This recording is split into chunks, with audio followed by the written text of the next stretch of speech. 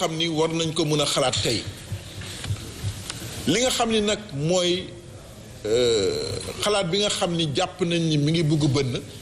mooy liggéey bi rafet bi nga xam ni ISRA ngi koy def pour nit ñi gën a jublu ci mbayum blé ci Sénégal maanaam gëstu boobu wane na ni ci at yi ñuy ñëw bu fekkee nit ñi farlu nañ ci du ñàkk ni dañ ko mën a bay fii ci Sénégal ba dina tax la nga xam ni moom lañ doon jëndee bitim réew dañ ko mën a jëndee fii ci biir Sénégal.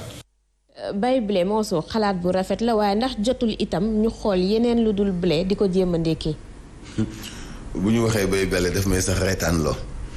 yow li nga am mu nekk à tes portées marqué sa histoire muy gerte muy dugub muy basi muy saaña muy gajaanga dem na ba amatul benn valeur Sénégal bokkoon ci réew yi dàqoon exporté gerte bëtuñu waa ji sebbi waxuñu dara ci wàllu jiwu ak séddale bi kon bu ñu nee daañu bay bele daf lay sax reetaan loo kañ la fi président waxoon ni dinañu am autosuffisance en riz 2017 ba suñu joon yàlla tey est-ce que ceeb bi doy na tey la ñu dàq importé ceeb gerte gi fi doon doy sakkan fi nekkoon fierté Sénégal moom la ñu rey moom la ñu am planification di ko daggat ndànk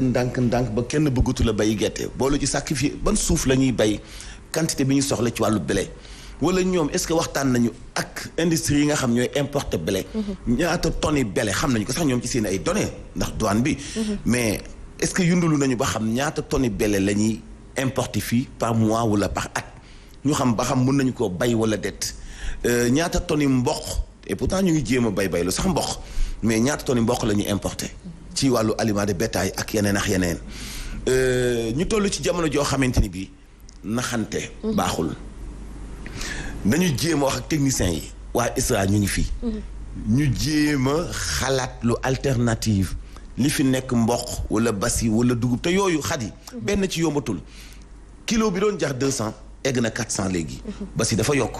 mboq dafa yokk suuna dafa yokk gerte dafa yokk lépp amatul accès bi amatuñ ci accès ba ci li ñuy bay fii mais bu ñu demee ba loolu rëcc nag sàkka li ñuy bayewul fii ñoom mun nañu njort ni bu ñu defee ay pexe mun nañoo bay bele mais ban bele sax la ñuy bay parce que Claude mi doon wax sànq xam na ni pour nga am bele bu am qualité comme bi jóge Ukraine sax doonul lu yomb qualité yi tolloowul même bi ñuy bayee Ukraine ak bi ñuy bayee France bokkul ñoom xam nañu différence bi bu baax a baax loolu moo tax d'ailleurs ci waxtaan moo waxtaan ak directeur général bu Grand Moulin de Dakar li tax ñuy gën a préférer blé biy jóge Ukraine mooy mburu bi ñuy jaay Sénégal duñ ko lakk léegi consommer ko léegi comme tugal dañ koy lakk léegi mun na am 5 heures de temps 6 heures de temps ki koy consommer soo koy jël pour nga am mburu bu mel noonu dafa am benn qualité bu mu laaj ci blé moom méngoog blé bi jóge Ukraine donc noppee guñu loolu dalloo xel gi la li gën a jàmp mooy gouvernement bu Sénégal bi engagé woon digganteem ak industrie ba amee leen 14 milliards ne leen fay 14 milliards yi comme ça ñoom du ñu wàññi seen production parce que déjà li yokku li ñu doon yorante gouvernement bi ni saaku aliment de volaille wala bétail bii jar 17500 lekk gars yi doon jaay nguur gi weñ seen loxo ni leen 16500 finalement ñu juboo kii bàyyi téeméer saaku boobu noonu léegi 22000 lay jar ci région yi ku doon jooy 17500 ñu jaayee la ko 22000 kilo 500 lañ koy jaayee loolu daanaka boo seetee ci 40 kilos ñaata la 20000 am ñu jaayee 600 muy génn xeetu dagg bopp goo xam ne gis nga nekk fi def ay bras de fer ak industrie amul sens mais consommateur bi lambda lan lay dund ci wàllu souffrance xale yi sénégalais ñu ngi souffrir ñu doon xale yi doon def kocci def ay petite entreprise yi def ay yar ay ginaar ak yooyu ñun ñëpp bàyyi nañu parce que ñoom ñëpp a perte da nga doon gis xale boo xam ne dafay jàng ba am maîtrise doo xam fu mu jëm ñoo fekk Fatou Abdou tabax këram goo xam dëkku fa mu ñëw loué ko def ko ab poulailler di ci amus tuut Fatou di ci amus tuut te këram noppiwul ñoom ñëpp a tëj tey ñëpp a perte état bi na wax ci loolu te fay ñii seen xaalis balaa ñoo wàññi production bu ñu ko wàññee musiba am de farine dina manqué repas dina manqué aliment dina manqué ak yeneen ak yeneen te njëg bi bu yokkoo njëgu saako bi faatu njëgu mburu bi mën na yokk ñoom guerru Ukraine bi mu tàmbalee ba tey ñu ngi am mën na bu yokk xam nga Mansour ni mu waxee moo lay wan ne bu yokkee du baax ci njóobeen yi donc tey je pense que pexe bi moom mooy état nay lijjanti la dette intérieure xam nga ay entreprise boo leen ameelee xaalis da nga leen koy fay c'est-à-dire que ñoom weeru novembre dem nañ fi banque seen loxo xuppu état nekkoon na fexe ba li nga xam ne moom mooy njëgu farine bi ñoom mënatuñu koo jaayee anam gi nga xamante ne moom la ñu koy amee ndax dañuy perte état jël ay engagement ñu toog ñetti fan yoo xamante ne ñëpp dañu ne état na am des concertations sérieuses c'est-à-dire que waxtaan ak ñi nga xam ne ñooy secteur d'activité yi fa war a nekk waxtaan yoo xam ne dafay dëggu ñu waxtaan état jógee ci 19200 bi nga xamante ne nee nañu saagu blé bi loolu la doon jar farine bi moom la doon jar ñu ne dinañu fexe ba état gàddu ko am loo xam ne daf ko ciy subventionné ñu dem ba ci ndorteelu weeru mars ñu ne 180 000 ci tonnes yi état dina fexe ba jël ko en charge loolu tey nee nañu jëlee bor bi ci 4 milliards de francs CFA yeggale ko tey ci 14 milliards de francs CFA mais lan la état di xaar pour fexe ba dette boobu mu éponger ko loolu ngay gis également ci ñi nga xam ne mooy la dette hospitalière état bu amel hôpitaux yi ay bor yoo xam ne da ngay dem ci hôpitaux yi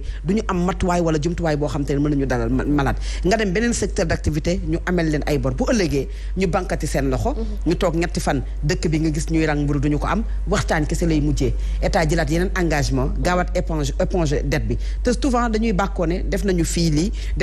lii génn nañ tant de milliards souvent dañuy bàkkoo ne waxuma dara mais yow mënoo satisfaire bor bi nga amel sa ay nit da ngay dem lebi feneen boo lebee feneen en même temps di wax ne da ngay leb d'une manière intelligente mais fa nga koy dugal mu indiwaat yeneen soxla ci askanu Sénégal war nañu dépasser foofu ci secteur yu mel nii te lii daf ñu wan nañu li nga xam ne moom mooy farine bi ñu wut ay pexe wut alternative gis nga réew bu fekkee li muy dunde daf ko yaakaar ci réew ne moom jafe-jafe lay am la crise ukrainienne daf ñoo wan ne ñun farine bi ñoom meññee ñoo taxaw ne ku moywul dinañu yegg foo xamante ne dootuñu gisati farine wala njëg li dafay cher la preuve njëg li dafa cher moom moo tax tey ñu jàpp ne ñoom seeni bërëbu liggéeykaay mi ngi suux faaw nguur jàpp ci fay leen seeni ay bor pour que ñu mën a suqaliko Mansour mi ngi wax sànq ne bay mais fii li ñu fi bayee ci réew mi te daanaka jëfandikoo wuñ kenn dafa xam nu mu toll yaa ngi wax autosuffisance alimentaire bi président de la République di wax 2017 la ko commencé di wax chaque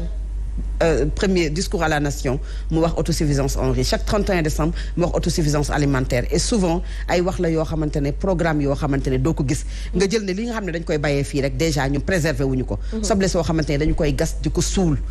nga gis ne li nga xamante ne dafay am fii muy mango muy meew boo xam ne day dem ba fuur amuñu foo xam ne foofu lañ koy conserver pour li nga xam ne moom mooy suivi ngir ñu nemmee ko ci réew nag bu fekkee dafa am jafe-jafe yooyu li muy dund nii lay dund nit ñi di dem marché du ñu am lu ñu yóbbu marché am jafe-jafe pour lekk lu baax ceeb yokk diw yokk ñuy wax wàññite goo xam ne ci ay lamine kese lay am mais doo ko sentir ci panier de la ménager nga dem ci ndawal loo xamante ne dafa yokk ñu jëm ci tabaski les Sénégalais ne sont pas rassurés aujourd'hui ndax dinañu am xar ak njëg la nan lay dem autant de problème yoo xamante ne dafay fekk si mburu mi muy jafe-jafe yoo xamante ne ñi nga xam ne ñoo ciy gaañu du kenn ku dul askan wi xat yi mu ngoog Fatou ñu wax nag ci ab ndaje bu amoon tey ci suba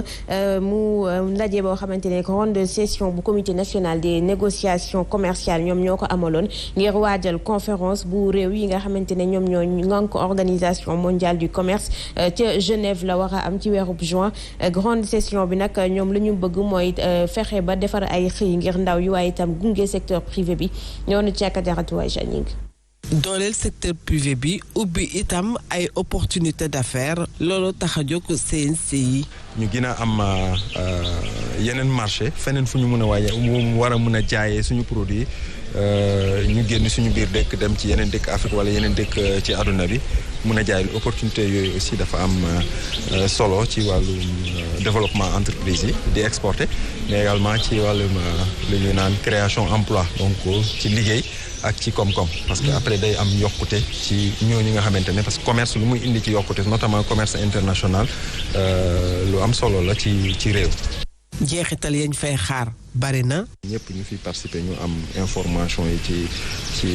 fu ñu toll ci question yooyu mais surtout aussi ñu joxe ay orientation pour que Sénégal position ñu jox ko position bu gën a am doole ci wàllu négociation yooyu. ci diirub ñaari fan dinañ waajal bu baax secteur privé bi ci fukkeel ak ñaareelu conférence bi réewu OMC yi bu ñuy amal ci Genève ci weeru juin bi nu dëgmal. ñeenti junni doomi aadama ñoom ñoo ñàkk seen bakkan ci tali bi ci ay accident loolee ci diirub ñetti at yu ñu weesu loolee tax ni ki tey ci suba ñu amaloon lancement bu campagne sensibilisation ci wàllub sécurité routière ab campagne la boo xamante ni li ci gën a fës moo di waajtaayu kon activité yu agence nationale de sécurité routière bu bees bi nga xamante ne njiitu réew bi moom moo ko taxawal ngir xeex ba nga xamante ni accident yooyee ñuy nemmeeku ci tali bi dina wàññeeku bu baax a baax ñaar fukki junniy ndaw ñoom la ñu tàggat ci wàllu conduite waaye itam ci wàllu sécurité routière ñeel programme xëyu ndaw yi loolee kon la jëwriñ bi ñu dénk wàllu xëy ak formation professionnelle xamle ñu ondu ci ak ci janjalo accident yu bari yu ñu faral di gis ci tali bi jëwriñ bi yor wàllum infrastructure de transport terrestre et du désenclavement mu ngi wax alkaati yi nañu yokk contrôle yi Mansour Faye. oto yi daw te waruñu daw mooy les allo taxi les war gaynde vraiment jël ci ay mesures yoo xam ni di ñaan nag les forces de sécurité et de défense seen liggéey macha allah ñu ngi liggéey nu mu gën a rafetee waaye liggéey du doy renforcer le contrôle oto bu baaxul amul droit romb point de contrôle amul droit dañ ko war a arrêter immobiliser te appliquer le règlement yi nekk ci code de la route. 20 000 ndaw dañ leen former ci cadre prévention routière suñ sukkandikoo ci Dame Diop. président daf ñu jox ndigal ñu former ci 20 000 xale 20 000 jeunes sénégalais dinañ leen tàggat ba ñu am permis mais ci kaw sécurité routière. Mansour Faye di xamle permis à point ñu ngi koy étudier laata ñu koy appliquer. mu ngoog Fatou Abdou muy accident yu bëree bëri yoo xamante ne donte ñu ngi teg ay jéego boobu ba tey waaye mënuñ fexe ba wàññeeku. waaw parce que dañu lay wax rek ne ci premier semestre bu atum 2022 plus d'une 50aine d'accidents yoo xamante ne ay nit ñoom ñoo ci ñàkk seen bakkan loolu ngay nemmeeku Sénégal da ngay nemmeeku ne at bu jot dinañ ñàkk ay nit ñu bari te dara warlu ko du accident de la route accident de la route yi nag bëri li nga xamante ne moom moo koy sooxe bokk na ci l'état déjà de nos routes bi nga xamante ne moom la ñu am parce que xëy na fii ngay gis Dakar ak yenn gox yi nga gis tali bu baax boo xam ne foofu ngay romb mais di nga dem ci ay gox yoo xamante ne di nga fa romb ay tali yoo xam ne da nga naan tali yi nan la fi oto mënee daw gis également ay oto yoo xamante ne dañuy am visite technique ami papier ba pare di daw fii ci Sénégal nga koy gis oto yoo xamante ne anam gi ñuy dawee du am benn feu de signalisation bu lay wan ne lii di ñëw oto la boo xamante ne mi ngi daw muy daje ak yenni oto muy cause accident de la route également ñi nga xam ne ñoom ñooy takk der yi nga xam ne ñoom ngay romb ci mbedd mi takk der yoo xamante ne bu ñu ko tuddee noonu mooy ñi nga xam ne ñoom ñu nekk circulation bi parfois da nga naan lii nan leen mën a échapper oto buy daw te amul dara loo xamante ne moom mooy leer ci kanamam oto boo xam ne dafay surchargé àndandoo ak li nga xam ne